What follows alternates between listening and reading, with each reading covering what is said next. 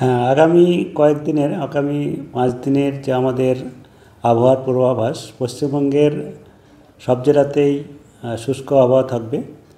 আর আগামী 24 ঘন্টার মধ্যে মিনস আগামীকাল সকালে ঘন কুয়াশার সম্ভাবনা রয়েছে কয়েকটা জেলায়, মূলত উত্তর দক্ষিণ 24 পরগনা, কলকাতা, হাওড়া, হুগলি, নদিয়া আর উত্তর পূর্ব এবং পশ্চিম মেদিনীপুরে।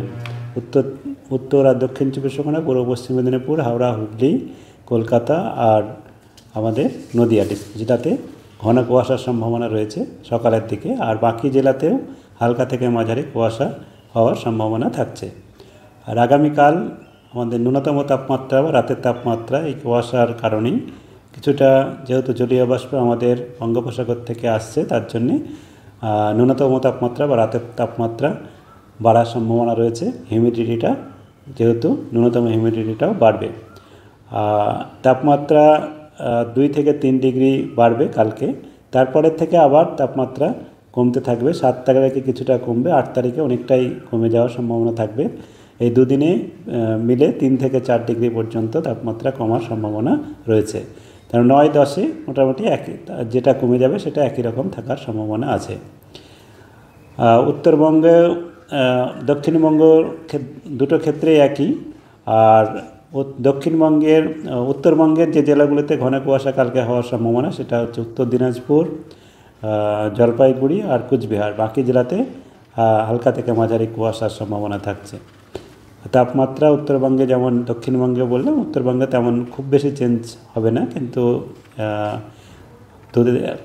কালকের পরে থেকে মানে 7-8 তারিখে কিছুটা ফল করার সম্ভাবনা থাকছে।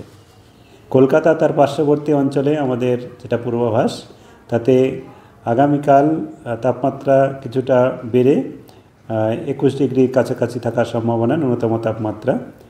আর সর্বোচ্চ তাপমাত্রা 28 ডিগ্রির কাছাকাছি থাকার সম্ভাবনা রয়েছে। তবে সর্বোচ্চ তাপমাত্রা খুব স্বাভাবিকের আশেপাশেই আছে, কিন্তু সর্বনিম্ন তাপমাত্রা বা রাতের তাপমাত্রা স্বাভাবিকের থেকে বেশি থাকার সম্ভাবনা রয়েছে। তারপরে আবার তাপমাত্রা 7 তারিখে কিছুটা কমবে, 8 তারিখে আরও কিছুটা কমে যাওয়ার সম্ভাবনা রয়েছে। 7-8 এই সময় 8 তারিখ নাগাদ তাপমাত্রা 16 ডিগ্রি কাছাকাছি আসার সম্ভাবনা রয়েছে। মিনস 3 থেকে 4 ডিগ্রি কলকাতাতেও কমে যাওয়ার, যেটা বেড়ে যাবে সেটা আবার কমে যাওয়ার সম্ভাবনা থাকছে। আর কলকাতাতেও কিছু কিছু জায়গায় ঘন কুয়াশা এবং অনেক জায়গাতেই হালকা থেকে মাঝারি কুয়াশার সম্ভাবনা রয়েছে। মূলত পরিষ্কার আকাশেই থাকবে, সকালের দিকে এই কুয়াশাটা থাকবে, আর বৃষ্টির কোনো সম্ভাবনা নেই। একদিক দিয়ে বলা যায় কি শীত বিদায় নিয়েছে? হ্যাঁ, শীত এই সময় যেমন থাকার কথা, যেমন আমি বললাম 16 ডিগ্রির কাছাকাছি, তাই এই সময় 16 ডিগ্রির কাছাকাছি আমাদের স্বাভাবিক। তা সেই স্বাভাবিক থাকার সম্ভাবনা রয়েছে। যদি আপনি বলেন যে হ্যাঁ 12 বা 13 এরকম হয়ে যাবে কি, এরকম হওয়ার সম্ভাবনা আপাতত নেই।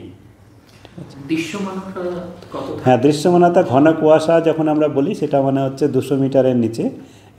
তার মানে হচ্ছে আপনার ধরেন 0 থেকে 200 মিটারের মধ্যে যদি থাকে, তাহলে আমরা ঘন কুয়াশা বলে পরিগণিত করি। তা এই যে 200 মিটার বা তার নিচে চলে যাওয়ার সম্ভাবনা রয়েছে, সেটা 50 মিটারও হতে পারে, বা তার থেকেও কম যেতে পারে, বা 100 মিটারও হতে পারে, এই ঠিক আছে। দেখো, তবে কলকাতার, যেমন আমাদের কলকাতা বিমানবন্দরে কিছুটা কালকে সকালের দিকে